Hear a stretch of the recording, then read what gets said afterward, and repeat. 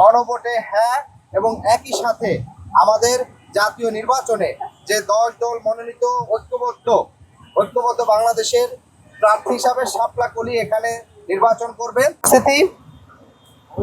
আমাদের যে নির্বাচনের প্রচারণা এবং একই সাথে আগামী জাতীয় নির্বাচনের একই সাথে যে গণভোট অনুষ্ঠিত হবে জুলাই জাতীয় সনদ বাস্তবায়নের, সেটি সারা দেশে প্রচারের জন্য এই নির্বাচনী প্রচারণার ক্যারাভ্যান যাত্রা শুরু করছে।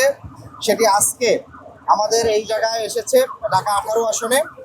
আমরা সকালে ফজরের নামাজ 7 নম্বর সেক্টরে পড়ে আমাদের প্রাথমিক প্রচারণা শুরু করেছি।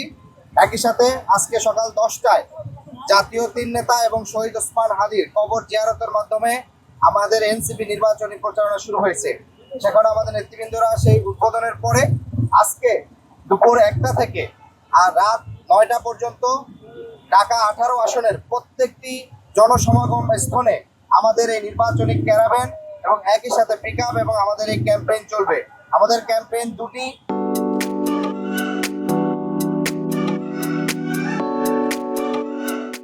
গণভোটে হ্যাঁ এবং একই সাথে আমাদের জাতীয় নির্বাচনে যে 10 দল মনোনীত ঐক্যবদ্ধ বাংলাদেশের প্রার্থী হিসাবে শাপলা কলি এখানে নির্বাচন করবেন। আপনারা জানেন যে উত্তরার এই জুলাই আগস্ট গণ অভ্যুত্থানে সবচেয়ে বেশি শহীদের জায়গাটি উত্তরা বিএনএস টাওয়ার।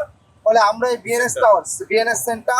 বিএনএস সেন্টারের সামনে থেকেই আমরা মূলত আমাদের এই নির্বাচনী প্রচারণার উদ্বোধন করলাম ঢাকা 18 আসনের।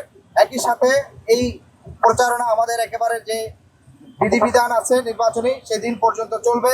উত্তরার প্রতিটি মানুষের কাছে, প্রতিটি ঘরে ঘরে আমাদের নেতাকর্মীরা বাংলাদেশ জামাত ইসলাম, জাতীয় নাগরিক পার্টি, বাংলাদেশ খেলাফত মজলিস এবং এবি পার্টি সহ প্রত্যেকটি দলের নেতাকর্মীরা 10 দলের সম্মিলিতভাবে আমাদের এই প্রচারণা চলবে।